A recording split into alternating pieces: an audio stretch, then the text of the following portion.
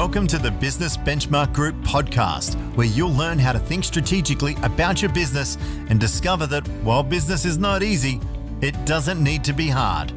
With over 20 years experience in turning stalling businesses into thriving enterprises, here is your host, Stefan Kazakis, the founder and CEO of Business Benchmark Group. Hi, I'm Stefan Kazakis from Business Benchmark Group, and in our episode this week for our podcast series, we're going to be listening to what I see as a very young entrepreneur, a bunch of guys that I guess started out at a primary school and then went on to high school and eventually ended up at the same university and then stumbled along into a business idea that by hook or by crook they turned it into something that was a going concern. And one of the founding members, one of the founding directors of the business called Kiandra IT, Martin Cooperwaite, is who we're sharing our podcast with in this episode. And I guess Kiandra IT was a business that started about 15 or so years ago, and it went on to win some amazing accolades in its journey. And whilst we were on a journey at Business Benchmark Group with Kiandra IT, they were really deserving enough to be earning a 2012 Telstra Business Award, and it was also awarded BRW Best Place to Work for 6 years running. Deloitte Fast 50 year in, year out.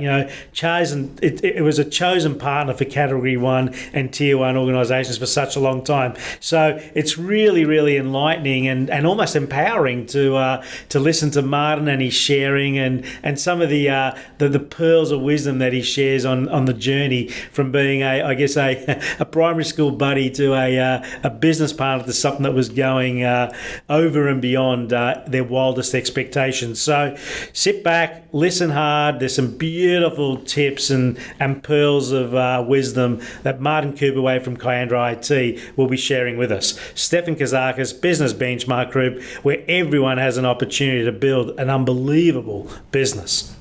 Just a very quick introduction because I think it's befitting. Martin Cooperwaite, his IT story started over 30 years ago, and he doesn't look that old anyway, but it started over 30 years ago developing adventure games for his primary school friends and selling them. How cool is that? Right? So co-founding Kiandra IT while studying at university over 18 years ago. Martin is the Director of Software Development at Kiandra, the largest department in Kiandra. Martin also sits on the board of Swinburne University Centre for Computing and Engineering Software Systems, instrumental in developing Kiandra's reputation as one of Australia's top custom software development houses.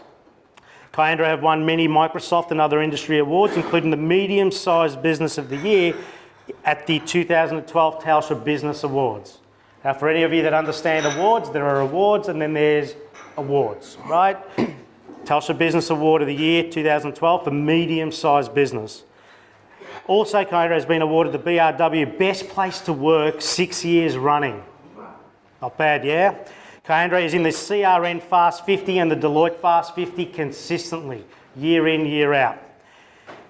Kiandra is the real option on a global level of being the chosen partner for Category 1, Tier 1 organisations in helping organisations advance their digital platforms. I've personally mentored Martin and the team for over 2.5 years, and I was privileged to, watch the phase 2, phase 3, phase 4 aspect of that business happen very quickly, because once you get structure and you get belief and you get alignment, when you have resources, things happen very quickly. So without further ado, just want to really introduce someone that's close to my heart, and I know he's going to leave us with some really cool information. So, Martin Cooperwaite. Thank you, mate. Cheers. Thanks. Hi, everyone. Thanks, Stefan. Wow. What an intro. I started the business in 1995. It was funny back then, through an enormous amount of imagination, I thought, what should I call a computer business? Because by that stage, I'd always been a nerd. I loved fixing my computer at home, friends' computers, that kind of stuff. And just through word of mouth, people would get me in to fix their works computers. And in '95, it was a lot less of an established industry, IT in Australia. But anyway, and I was going to call the business System Solutions because I thought that was really unique. And I went along to the registry office, and the little green screen terminal there said, yes, you can have System Solutions. And I was running late for a uni exam at the time. And I was in the queue, and I got to the front, and an incredibly intimidating, very large, angry woman was behind the counter, and people were still smoking in offices back then, so she's there and she's like, oh, you can't have System Solutions. There's all these other businesses that are named that. And yet the computer that I'd used had told me that it was fine. And then so she said, well, what are you going to do? And I'm like, I don't know what I'm going to do. And I'm really intimidated by this woman, and I've got a uni exam and I'm running really late. And so I sort of froze a bit, and she said, well, what street do you live on? And I said, Kiandra Close. She goes, that'll do. And without actually asking me if it was okay, she put it in the system and then hit enter. So I got my little $70 certificate with the business name, and that's where Kiandra came from. But yeah, so it's nothing. It certainly wasn't this strategic, planned event with all my advisors. It was just a scared kid at, And look, and I'm not sure if that lady's even still alive anymore. I doubt it. But but if that's her legacy, and she's not even aware of it. But there you go. But anyway. So yeah, we started in '95, and we've been through our ups and downs, and we have about 75 people today. That sort of fluctuates between that 75 and 80. We do software development and IT infrastructure. What is that? That is software development for us is digital, but it's everything right from the experience you give people who interact with that system, whether it be your customers or your people, right through to every single aspect of how your entire enterprise functions. And making sure there's complete harmony and optimization at every level. That's a bit different to a digital agency. Agencies typically sit more at the top end. They'll help you with your strategy and other bits and pieces. We go a lot deeper, and that's how we've positioned ourselves to be a bit different. So we've built new platforms and end-to-end systems for clients big and small. Most of our clients are quite small. We just sort of, it was interesting, the way we were able to start playing on the bigger stage was to, Foster's had this little app, this little database they wanted, and we built that. We did it really well, and then we added something else on, and then we find after 10 years we're running the whole fleet system, and then their tax around their fleet and other bits and pieces and things. And so it sort of started like that, and then we built up a reputation, and then it went from there. The last thing I'd like to say is that we did, as Stefan mentioned, win the Telstra Business Awards for Meeting Business in 2012. We're very proud of that. That was certainly, I must say, due to Stefan's coaching. We wouldn't have got it without him. That's no bullshit, that's true. He helped us. At our heart, we're a bunch of nerds and passionate digitalists who love what we do, but at our heart, we certainly weren't great business people, and he helped us change that. So thank you, Stefan. I really appreciate that, mate. All right, so I'm going to go over here and seamlessly hit the button. There we go. I've spoken about some of our customers. I'm not going to spend really much more time on this. You can see there's lots of big brands there. It's been fantastic for us. I'd like to get onto some more interesting stuff than this, so we'll keep going. All right. One of the biggest things that we've learned, what I wanted to do is firstly define what do I call digital. And so for me, digital is anything that uses electronic means to inform, engage, or automate.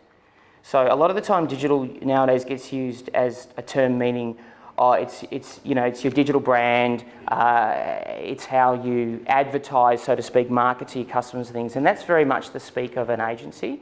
And there's nothing wrong with that, and it's all very valid. But we talk about it being, as I said before, much deeper than that. It's if you've got a device that uses electricity and it has a circuit board involved anywhere, then that's digital as far as I'm concerned. Now, the biggest thing I learned, and I'd like to impart to today, because was that with digital, really, there aren't any boundaries to what you can do. Obviously, you've got your obvious time, quality, cost sort of considerations, but a lot of people perceive so many more boundaries than there really are as to what you can do and what you can improve using digital means. So from there, with that blank canvas of effectively infinite possibilities of what we could do, Stefan asked me to think about what have I learnt along the way. I've been doing this now since, it's about 19 years I've had the business. So I sat down and I thought, okay, because I don't public speak very often. I don't. The work and the consulting I do is usually I work with other business owners or C-level execs or product delivery people and those sorts of things, but I certainly don't stand up in a room and generally don't sort of compartmentalise my knowledge and what I've learned. So I had to sit down and I thought to myself, okay, what have I learned along the way and what are the things that have made what we would see the biggest difference to us but then also the biggest difference to our clients and what we've observed with them. So, in summary, I've learned that customers have short attention spans, they have very high demands, and they love genuineness, like this guy. You know what kids are like, they're very authentic, and they, with all their tantrums and what they want, people nowadays, we've really learned, they crave, if they can deal with someone who's just genuine and they can be trusted, because there's probably more distrust, I think, out there now than there ever has been. So that's probably one of the key things that I've learned. And on the back of that, I've learned that the bar is higher nowadays. About 10 years ago, you could have a nice website. You could have information about your company on there. You could have email and contact numbers and those sorts of things. But that does not cut it anymore. That's a website and looking nice online is like, that's like, okay, I'm breathing. But there's everything else you need. You are in the Stone Age if that's all you do now. You want to be relevant. So, if you think about business for a minute, everyone here, I would assume, when they deal with someone, you want to have good service. You expect people to honour their commitments. So you expect people to call you back, do the job properly, supply a warranty, etc., etc. But customers now expect speed and the ability to change on a whim at any time. People expect to be able to do anything that would have been done over the phone, over digital means now. What's really interesting is that people get really frustrated. I remember when I started the business, a customer's mindset might be, oh, if I've got a problem, I can just give these guys a call. It's fantastic, I can get it sorted out. It'll be sorted out within a few minutes. Nowadays, if you said to someone, oh, just give them a call, they're like, what? I have to give them a call? And that's irritating. They'd rather be able to log online, do tick, tick, tick, 3 clicks and it's done and fixed. That's the level of expectation that exists. Hardly anyone actually delivers on that if you look at the vast proportion of all businesses. But as far as the overall spectrum of clients, that's that level that everyone actually expects and is disappointed even if they don't quite realise it when it's not there. Now, what happens then is, what I found is that businesses will go, oh, all right, well, we need to do all this digital investment. And there was this term called the minimal viable product. Now that applies to anything you do, but I'll focus on digital. And it doesn't need to be necessarily a product as such, as in something that you sell as an item. You can take an MVP approach to a service and how you surface that. The thing with MVP is, so the idea is you build something as cheaply and as quickly as possible. It just meets the minimal needs of your clients, and people would do that everywhere in my space. And so yes, it gets done really cheap, and yes, it gets really fast to get done. But is it good? No, it's generally not. Most of the time, it's crap, really. And the most common manifestation of these issues is that. How often do you go to a website for a business and something doesn't work? You go to order something, it doesn't work. You go to find information, you can't find it. That sort of approach. And in the end, as soon as you cross that line where stuff doesn't work, customers get pissed off. And and then you've eroded the trust. And all of a sudden, if your MVP website, even though you're the most amazing company at all the things you do, but you've underinvested on your digital side, then in the end, people draw the assumption, oh, well, the company must be shit. That's the experience. It's like if you called up customer service and that person's had a bad day and they're rude to you, you've made the assessment that company's crap. And people do that, and they do that emotionally, and they do that subconsciously. So that, if you ask them rationally, well, do you actually think that reflects the whole company? And say, no, of course not. But they've already had that emotional connection, that negativity with your business, and then it's just downhill from there. Because there's a reality check that people need to have. You can't have it all. The facts are, if you want to do anything, and I think this applies to not just digital, but anything in business. You can either do it, you can have it, it can be good and cheap, but it won't be done fast. If it's fast and good, it won't be cheap. And if it's cheap and fast, it won't be good. And so people often take the bottom because they get into this area of, got to do something now, we've got to get it fixed now, really, really quick. And and in the end, they build something that's not very good. The other thing is that people often, you think you know what your customers, what their minimal viable level is, but that you're usually about 10 rungs lower than the actual, what they would deem as being minimally viable as what they want. So Jeff Bezos, founder and CEO of Amazon, he famously said, if you make customers unhappy in the physical world, they might tell 6 friends. If you make customers unhappy on the internet, they might tell 6,000 friends. And that's certainly true. It's a little bit more than that now. I think things have progressed a bit. The thing is, nowadays, there's no real delineation between the physical world and the internet as far as where customers choose to communicate and experience, good or bad. They'll use both fluently and they'll use it far-reachingly. As I said before, customers have a higher expectation of what you think an ideal minimal viable product or minimal viable implementation of digital is, and they'll shout it out loud on the internet to anyone who will listen. And see, this guy is now that guy. And in the end, if you take Jeff's quote, in the end, if you make customers unhappy, they on the internet will tell 6,000 people. It doesn't have to be their friends. We've got this whole thing now, people love to grandstand on the internet. They love to, you know, they've had a bad day and they've had a bad experience with you, and they'll bottle all that up and then they'll just shout off the rooftops. And they do it everywhere. Like, people get really, they get a bee in their bonnet, and they don't just complain to a few people on Facebook. They'll go to the company's Facebook page. They'll deliberately post on there. They've got a vendetta against you, and it's been quite a shift that we've seen in the last 10 years. So MVP actually sucks. Now, there'll be a lot of people who say, no, people aren't understanding the essence of what MVP is about and all that, and if it wasn't really, they obviously were too minimal in their minimal vibe, but blah, blah, blah.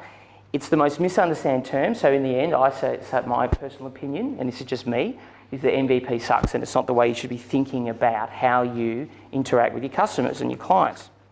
I think we've got to think about a term more minimal, lovable product. Your digital interface with your customers must match your non-digital interface in the way it feels, in the way it provides the information. If your culture with your clients is of being happy and helpful, your website needs to be happy and helpful. And the question then you ask is it really helpful? And the helpful is, can they get every piece of information about their project or anything else they need there on the website straight away? Can they make the changes that they could do on the phone, on the website? Those sorts of things. That's what true helpful is. See, the thing is, sexy looks without substance in my industry. Obviously, I'm not part of that, but from a personal level. But we'll go from websites. Sexy looks, awesome looking website. It looks amazing, but it doesn't really do anything except be a brochure for your business and maybe a contact form. It's basically fluff. It's porn compared to the real thing. And if you dish up fluff, then you're fluff. So if you're going to do something, don't be token about it. Make your digital interfaces meaningful. Make them useful. Make them provide value. Your customers you need to do stuff that makes a difference to your customers. You need to authentically make things faster for them, better, easier. You can't just make something pretty and expect people to go, oh wow, that looks amazing, this must be a great company. You've got to you're better off investing on tools and systems and things that make things better for your customers than they would if they went to a competitor. So around a minimal lovable product, there's a bit of a framework around it. So first and foremost, viable. What I'd recommend is, if you can, you've got to treat your digital investment or your IT investment, it sort of all blurs together, like you might approach a marketing spend. Now, granted, digital marketing and digital delivery through agencies is often bundled up with marketing spends anyway, so they've got that area of businesses a little bit more progressed in that they've got that right. But you've got to think of it as an ongoing investment, not a single spend. So instead of getting like lots of money together and embarking on a big project to do something really big, but then expecting that you would then stop and it's done and then you don't go on, I suggest you look at it from a different perspective. I say pick a budget that you can maintain each month and settle in for an innovation process, and we'll talk about that in a minute. So the key is you don't want to stop. You don't want to stop. You can't do one thing and then pause.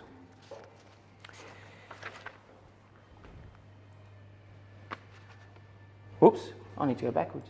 Sorry. There we go. My mistake. Sorry about that. Okay, there we are. Now, remarkable. You can't just be a little bit different. You've got to be, if you can, be very different. And don't be so safe that you're easy to ignore. You've got to give people a reason to talk about what you do. Because you want to influence as much word of mouth and the stuff I have to pay for marketing as you can. The other thing, you want to build your tribe. So think about which customers will be so passionate about your business that they'll be your advocates, coming back regularly and telling their friends. Focus your efforts on them. You'll save a fortune on marketing. And the other one is, and I've left that out, my apologies, is around delightful. In the end, if you delight your customers, you delight them in... We had a client who was an engineering company, and they had a crappy looking portal that looked messy, and people could go in and they could check on the progress of their jobs. Now the whole interface is really slick. They can log into their account on any device. They can not only check the progress of their project, but book new projects. They can order additional services. They can change orders along the way. They can pay their bills straight away using credit card. They do all these things, and it's making a huge difference. And this company who now owns 70% of the housing market, housing engineering market in WA, is coming over on the east side and is just cleaning up. And people don't even know they're coming. They don't even realise. And it's just because they're going after all these industries that are engineers, and then they still think like engineers and they just do like engineers. But if you can crack that nut, then there's such a huge opportunity for businesses to dominate against competition. Because if you think about it, if everyone else in your industry is still stuck in 1987, well, that's beautiful. That's such an awesome opportunity. Go after it. So what you want to try and achieve is entanglement. And, I was thinking about it, how would I break it down? And I'm going to call it the 5 stages of stickiness. Stefan, you can have that for your next book, mate. It's all right. Sorry. Yeah, all right. So the thing is, the more your customers can't exist without you, the better. Imagine it was simply unimaginable to go anywhere else. Now, everyone obviously thinks that way. That's your goal, right? So what we do is, the work we do is pretty much delivered on stages of impact and benefit. So each one making a big hop of difference and, basically profit at each stage you go.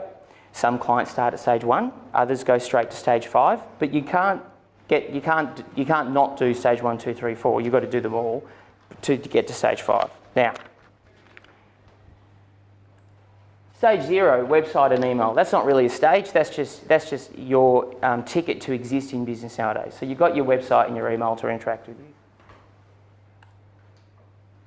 Stage 1, a read-only portal. Now, I think the concept of a portal is awesome. I reckon the idea that especially if you're providing services for your customers, and that service takes a period of time and it goes through stages, you absolutely should have a way for people to come in and find out where that is. Find out, and because people love transparency and being transparent about what stage is at. And even when things go wrong, people really, really appreciate that, because you're maintaining your trust. And nothing emphasises trust than when you actually say, look, we've had this issue, but this is how we're going to fix it, and you're open with that. Now, stage 2, trade if applicable. If you can find a way to conduct trade online, and a lot of people sort of get stuck on the fact, they go, maybe I should just, I can't do a web store, I'm not about that, I'm about services, it's not going to make sense. But you've got to try and think laterally about how you can facilitate people to engage and buy from you online, in particular for services, because a lot of people get stuck and they can't do it for services. Once you crack that, And it's, as I said, it's not just about a website store where you buy products and there's a checkout. I'm not talking about that. I'm talking about how can they greatest example. We did work with a law firm. The legal industry was full of people creating documents, terms and conditions, other bits and pieces. I'm sure you've all gone through the process. You know, you go see your lawyer, they'll charge you a certain amount to build your customised terms and conditions for your customers and other bits and pieces. So, and then that's a very expensive process. You've got all the staff behind it to generate that. Well, we thought, well, hang on, this is crazy. Why don't you automate the creation of them? How different are they really between the different? And often you find in industry verticals they aren't that different. So what you do is you automate the whole thing. Someone comes online, I want the terms and conditions for an engineering company of this size and I trade in this region and blah, blah, blah. You just answer the questions and bang, it's done. And you sell it for $195. You sell them all over the world. So that's how you scale. You've got to crack that nut. And there wasn't a shopping cart in that process. There's not add this and this and this and check out now. But it is still trading online. If you can crack that nut and get advice, get other people into to talk to you and think about what are the things you could do. A lot of the time you get stuck in what you do every day and nothing like someone outside of your business coming in and giving a little bit of lateral idea. All right, where are we? Stage 3, interactive trade. So with stage 3, interactive trade in, say, the legal example that I gave before might be where you go, okay, I've bought my terms and conditions, but I don't like this bit here. And then you provide an interactive way that people come back and say, oh, my clients aren't going to be happy with this sort of intellectual property clause. Could you tweak that? And then someone at the other end goes, yeah, sure. And interactive trade, I mean, you see it now where people say, click here to chat, and you can talk straight away. Banks are doing it quite well. Say you, for example, going for a credit card application, and you midway through the application, there'll be someone to say, hi, do you want to chat about this now? And they have exact context about what's going on. They know that you're on the third screen and you just put this value in at this section, and they can go, oh, you seem to be stuck in here. Can I answer a question about section 4? You see, that's much more powerful than just, hi, have you got a problem? And they've got no understanding of the context. And that interactive trade where someone is at the other end ready to talk to you online and know exactly where you are in the process and help you along the way, makes a huge difference as well. And I mean, there's such an opportunity to upsell as well at that point. I smile when I see some of the credit card application systems we've built, and the person behind is saying some of our scripts. And it's like, well, you've selected this product, but really, if you went with the platinum, yada yada, you could do this and this and this, and you're getting another opportunity to upsell. All right, stage 4 is business to business, and that is where there are no humans involved at all, and that really makes a profound difference. Where we, for example, a client, an engineering firm example is another one, they buy products, and I won't go into detail, but they buy products from one of their suppliers to enable them to supply their stuff to builders. And what you do is if you build a direct link between the systems of one of the supplier and the systems of vendors, then it all happens behind the scenes, so that when an engineering project starts and we need these items, they go click, click, click, and it's ordered and shipped and dispatched and no person gets involved. The ability for then the companies that are in bed together, so to speak, to decouple from each other is much, much harder. And the holy grail is when you can get B2B connections with your clients. So, for example, our particular client, Structair, they deal with big building organisations. If they have business-to-business connections with those big organisations, then their whole system, their whole business all of a sudden now is tied to them. That's awesome. That's awesome. That's your goal. And the last one is customer tools. And this is probably the most crazy one, at least from my perspective, that people keep out of their, it's right out of their viewpoint. They don't even think that way.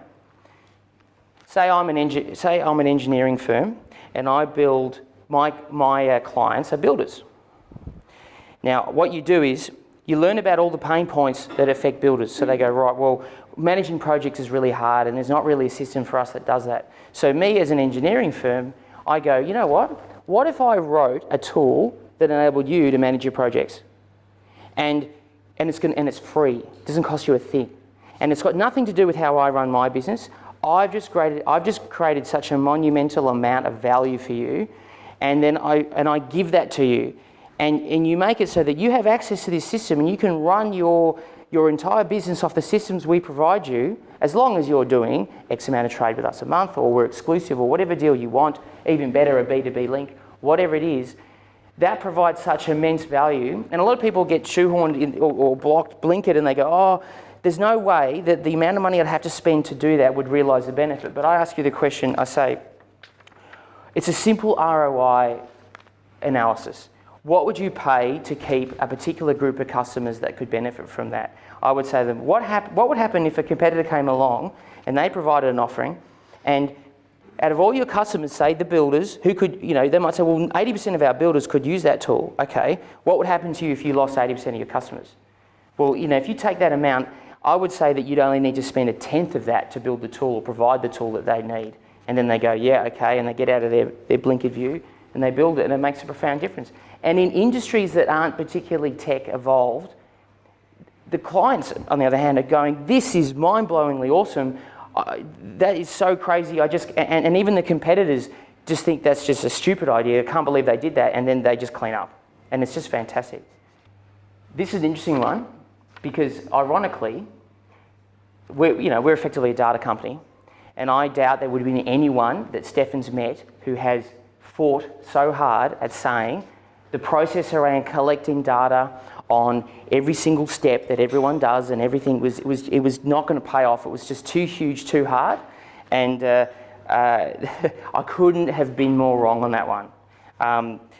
The more you can track every step, every interaction with your business, both externally and internally, who did what, when, how was it communicated, what triggered what, that all opens up an enormous amount of power for decision making for anything, as in things you can improve, changes you can make, staff that actually aren't as good as you thought they were, or staff that are stars and they're not being seen.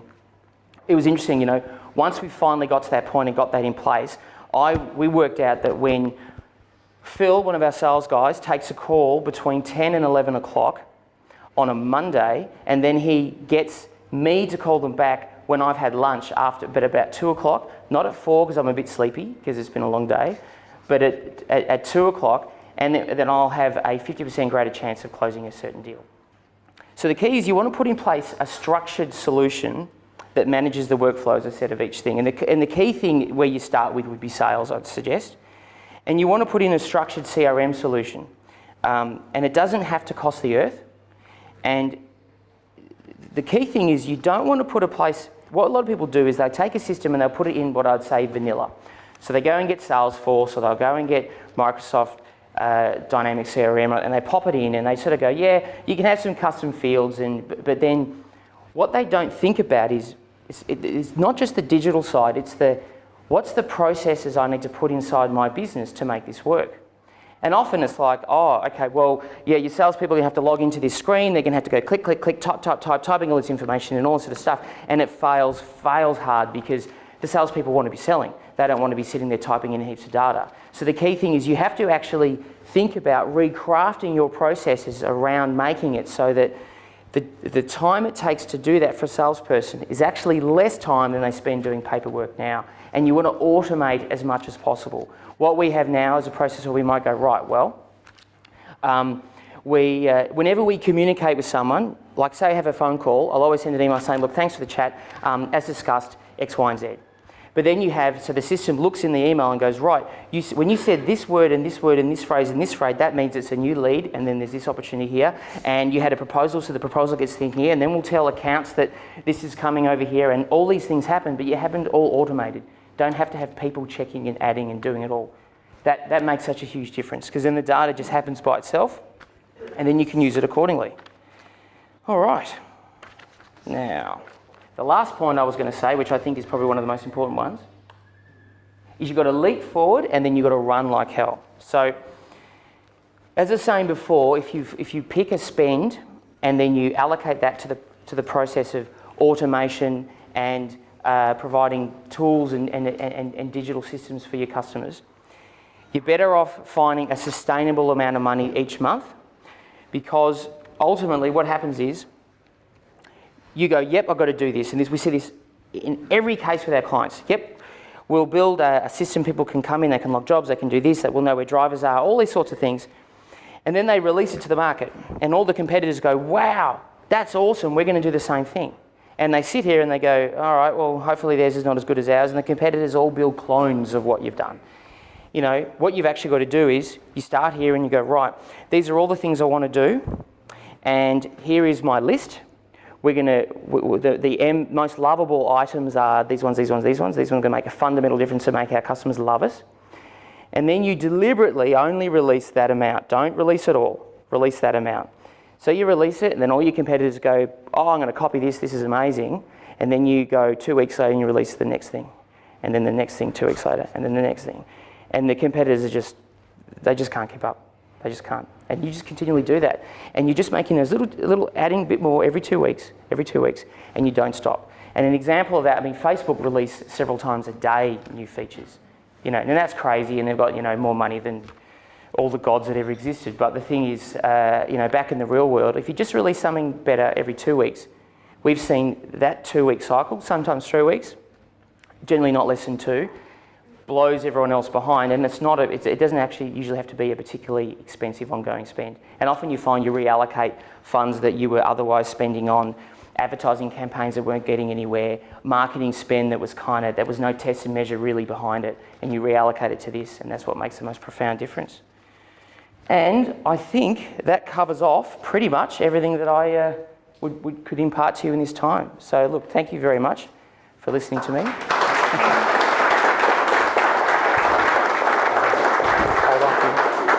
Just before you go, guys, questions.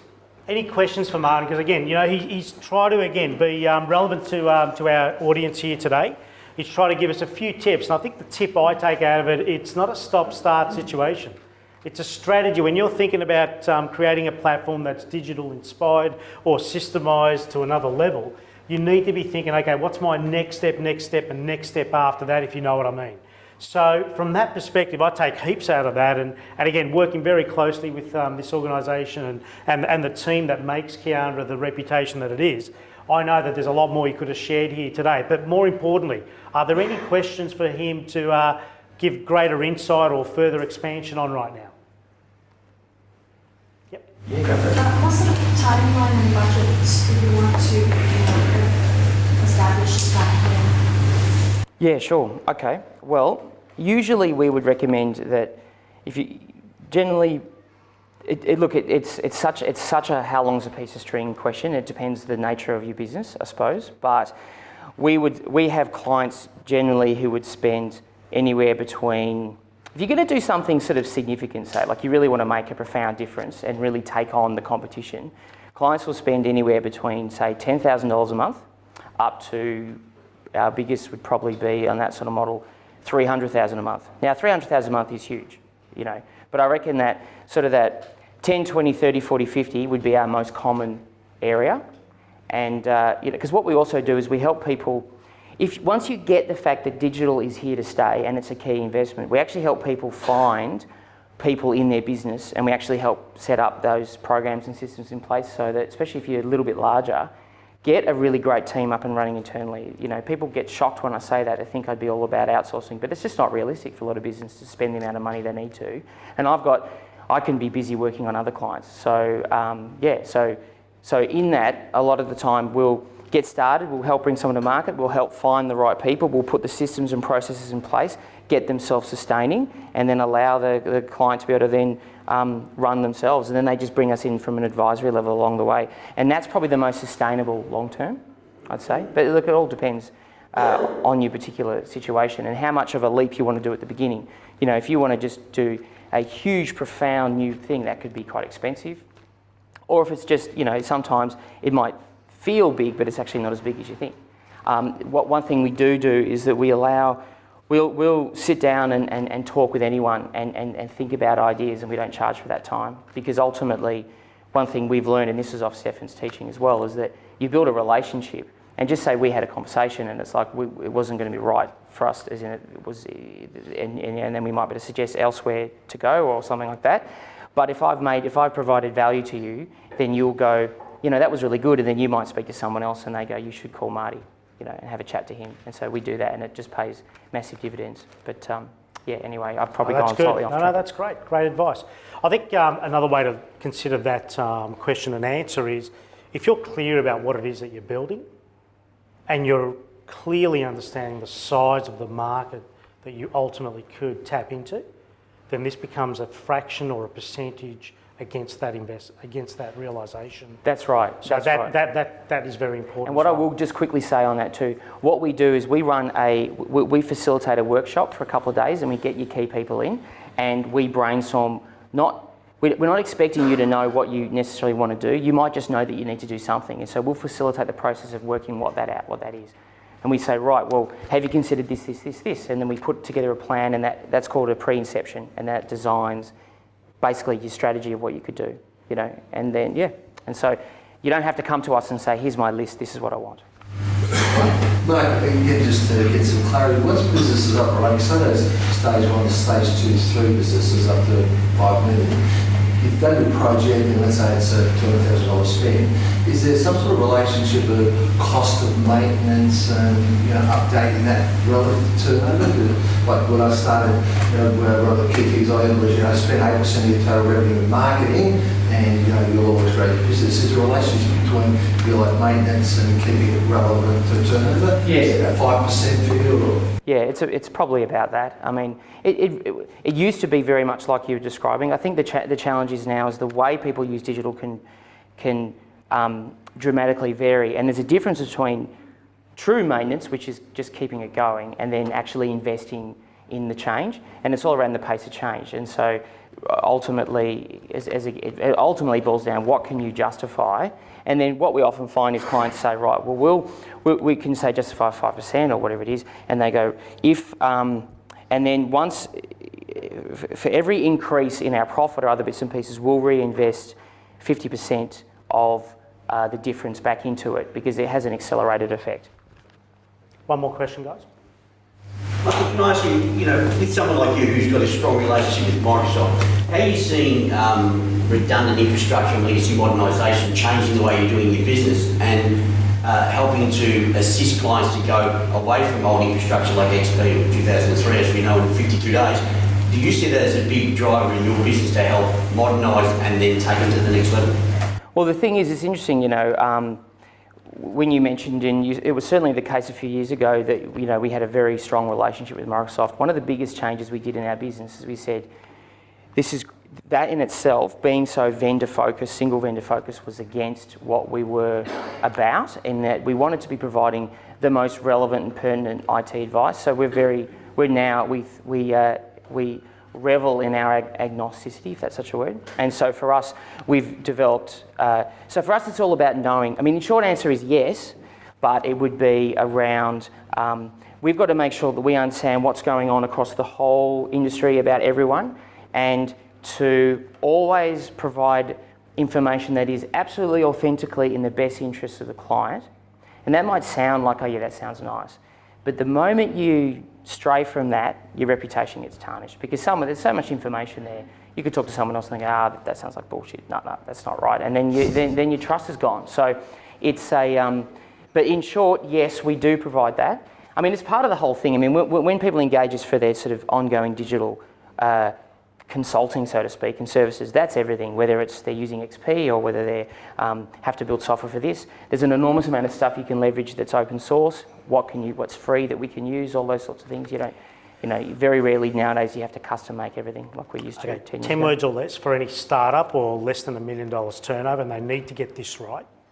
Get their website, that interactivity, that digital platform, at least from phase 1, and then we can scale up. 10 words or less, what's your advice? The most important, God, I've never said anything less than 10 words in my life.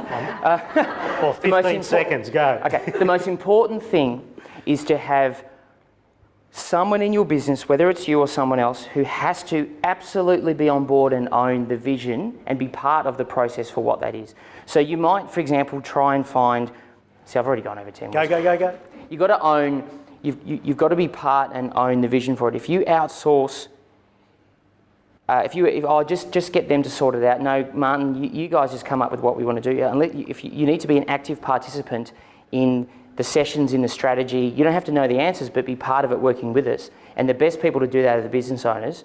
That's where you have success, because then when you own it, you may not be able to afford working with us, and you might try your luck with an offshore company or other bits and pieces. But if you truly own and understand exactly what it is that it needs to be, then you can eventually overcome any obstacle, because you can say, no, that's not right.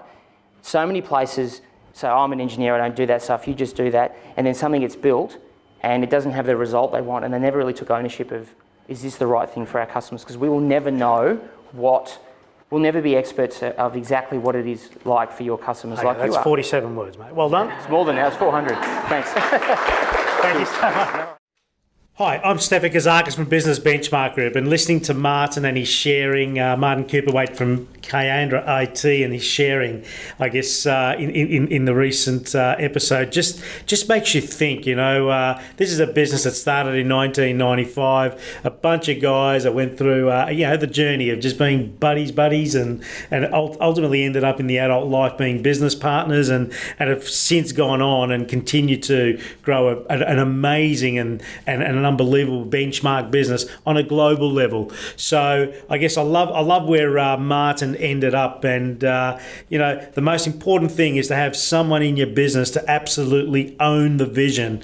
And if you outsource that, you need to be actively involved. You need to be actively involved in what is the standard, what is the level of customer service, customer experience, customer journey, and it all starts with what is the level of what is the high performance team that you are ultimately building. And in my experience at a Business Benchmark Group, when we really think what we do, and Martin exemplified it beautifully, as did the total business at Kiandra IT, as do the hundreds of businesses that we have worked and continue to work with on a daily basis. It all starts with empowering the leader and their leadership teams with continuing on a journey of growing high performance teams. When you think about business success and life success, it has nothing to do with, let's work harder. It's got to do with what is the plan and how are we executing and measuring and correcting against the plan, for which if you do that several rotations in a row,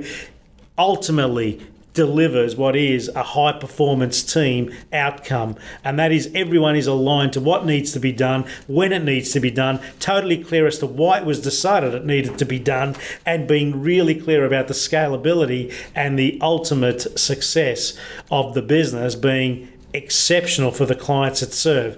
With all that done and dusted comes the eventual sleep at night factor for everyone, not just one or two, but everyone on a team to have a better quality of life. I'm Stefan Kazakis, Business Benchmark Group, empowering every small business owner on their journey to building high performance teams.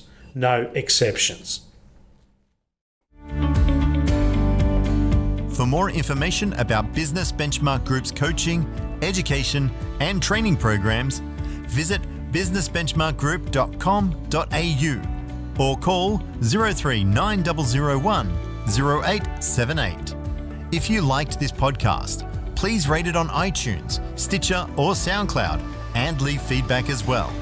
Stefan shares so much value in all his podcasts, and we encourage you to go through the archives and listen to other episodes of the Business Benchmark Group podcast. Thank you for listening.